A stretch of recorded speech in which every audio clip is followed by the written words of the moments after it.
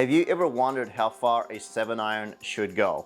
Well, a lot's going to depend on your club speed and the type of iron that you are playing. Wow, that thing barely got in the air. That is just way too far. If you're swinging this fast, you should not be playing these irons.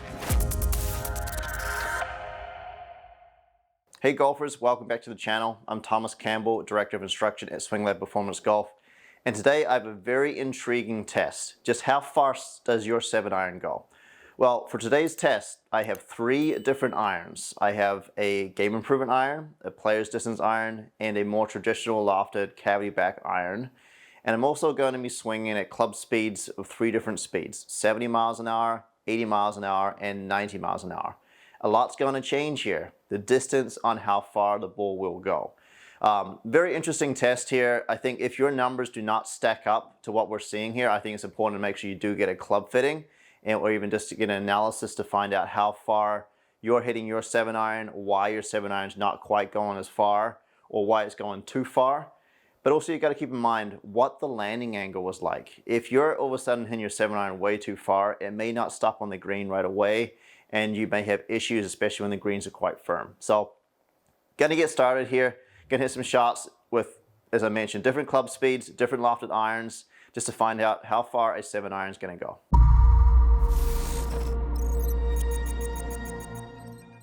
To begin, we're going to collect some data here with the Taylormade P7MC. This is a more traditional lofted iron, 34 degrees of loft on it. I'm going to swing at 70 miles an hour, 80 miles an hour, and 90 miles an hour to collect this data, and we'll take a look at the numbers.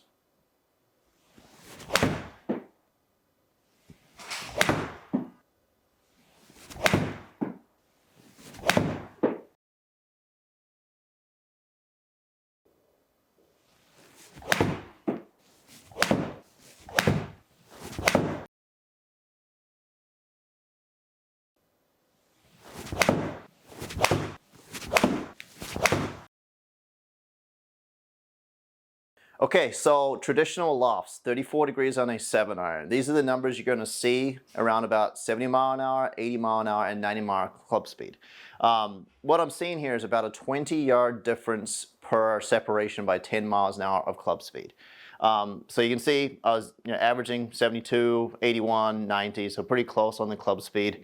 Ball speed went from basically about 100 miles an hour with 70 mile an hour club speed to about 112 miles an hour with 80 mile an hour club speed to 124 miles an hour. So that increased by about 12 miles an hour per 10 miles an hour of club speed. We want to know about the distance. So we can see here 137 was my carry distance when I was swinging at 70 miles an hour. 157 was my carry distance when I was swinging at 80 miles an hour. And then 179 was my carry distance when I was swinging at 90 miles an hour.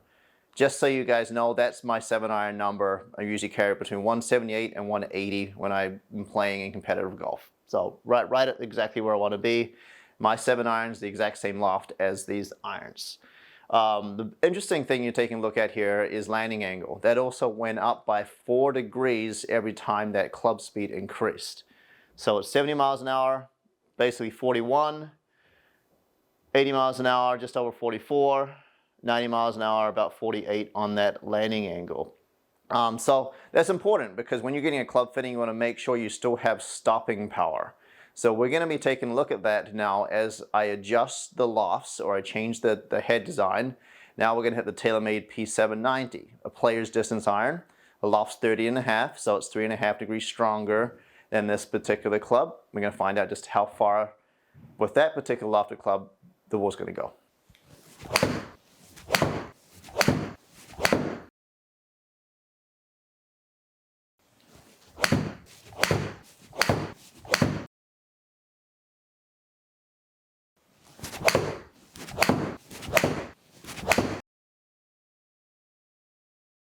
Taylormade P790, or what people would call a player's distance iron, 30.5 degrees aloft on this 7-iron. Let's take a look at the numbers, see how that compares to, say, a more traditional lofted 7-iron. So carry distance, 148 at 70 miles an hour, 170 at 80 miles an hour, 194 at 90 miles an hour. So picked up some serious distance there, about 15 yards in carry distance.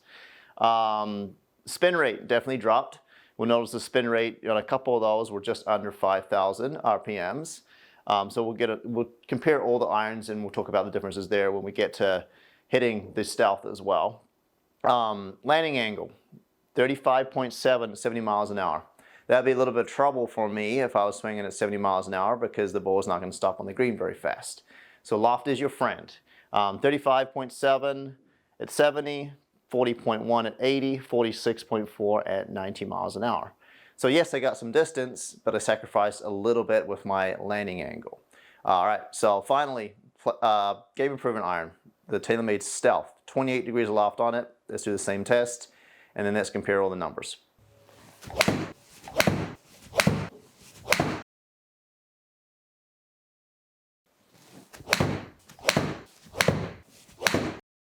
Wow, that thing barely got in the air. That is just way too far. If you're swinging this fast, you should not be playing these irons. Before we compare all the numbers, let's just talk about the Stealth numbers really quickly. Wow, it was flying low. 70 miles an hour, my landing angle was under 30 degrees. That's lower than what a driver should be. So it had no stopping power whatsoever. It was carrying 150, but rolling out to 174. So 24 yards and taking to get the ball on the ground. Smash factor numbers are through the roof. 149 with the 7-iron, that's just absolutely absurd. That's just purely because of the loft and the way that I present the club at impact by compressing the ball.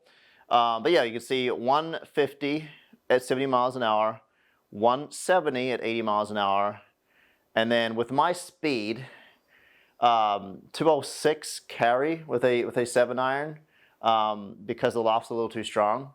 We should never really be playing an iron this strong lofted when you have this much speed. Otherwise, it's just so much harder to control. You can even see it on the dispersion over here on the right. Further left and right when the ball was going further, a little harder to control.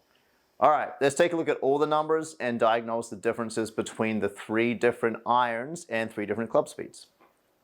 All right, so to summarize here, if you take a look at these numbers, you can see kind of what sort of distance that you should be hitting your 7-iron if you're playing a more traditional lofted 7-iron, say 34 degrees of loft, or a player's distance iron 7-iron at 30 degrees around, and then a game improvement iron that's maybe more 27, 28 degrees of loft.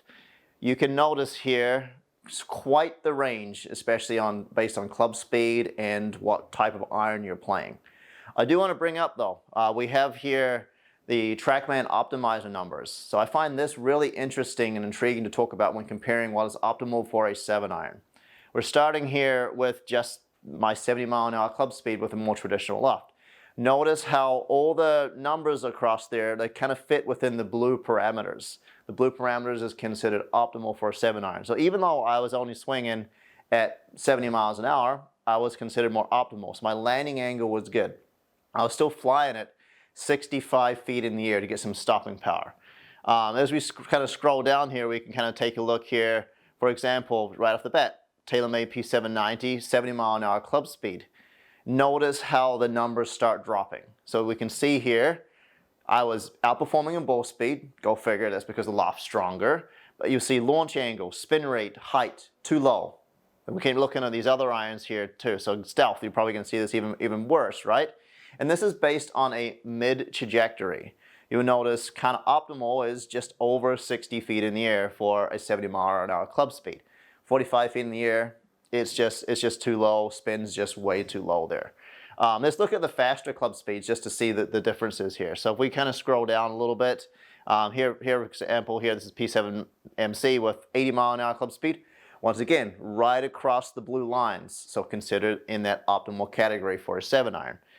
We start looking at the other irons here, we can kind of see once again, P790 at 80 miles an hour club speed. It's closer to optimal, but it's still a little bit under. So this is where you can get away with playing player's distance iron to get a little more distance, because you're still going to get some height out of the particular club. So we still flew 73 feet in the air, which is great. Still a decent amount of spin. But you know, we start looking here, Stealth game improvement, 80 miles an hour. Once again, a little bit low. We go to 90 miles an hour. Now we're gonna probably see that, well, these are my numbers for my 7-iron. You can see optimal is 177. I know I carry it between 178 and 180. So really, really good across the board there. I love the fact that my irons check across what's considered optimal. P790, player's distance iron.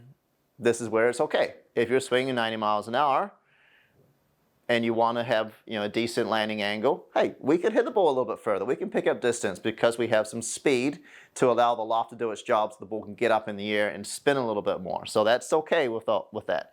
Stealth game improvement, here we go. This is crazy. This is, I mean, carrying the ball 206, you know, what Trackman would consider as optimal was about 184 carry. So we know the loft on the Stealth at 28 degrees is causing, one, the ball speed to be way too high, launch angle too low, spin too low, and the height's still okay. So we don't have to have all 6 of these parameters to be perfect. They don't have to always line up in the blue. The most important thing is landing angle and height.